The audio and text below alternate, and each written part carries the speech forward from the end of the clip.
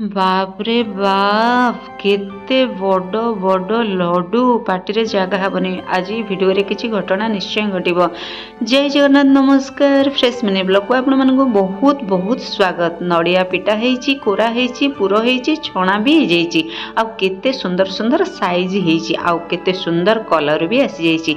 तो ये राज कौन संध्या 7टा बेले ये गत काली रो विजुअल आपण देखुछंती। संध्या 7टा बेले पुओ पई आमे छाणी देइछु मंडा पिठा जो फ्रुट्स आनी राति रे। तो ये सब को मु परिष्कार करने रखी देछि। सब कथा ये सरी जाइए। आमे सकाळू 5:15 बसी जाइछु इंटरसिटी रे झारसुगुड़ा जावाई। तो ये भिजुआल टी आप देखुं ट्रेन रो भिजुआल। मुझे बसी बहुत ठंडा लगुला, डोर साइड रे बसी किंतु हठात मो नजर पड़ा मु कौन देखी आपण मैंने देखिए कहतु मत कमेंट करूँ।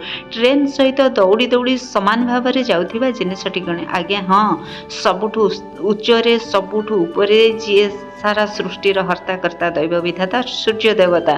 तो तांकु मु देखी डोर पाखरु बसिकी केते सुंदर देखा जाउतिले।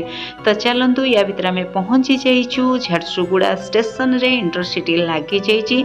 आमे एठी लेबर क्रॉसिंग पास कलु। ता भितरे आमको मिली जाइछि ऑटो। आमे ऑटो रे बसी जाइछु। डस्ट एरिया पई मु कवर कर देइछि।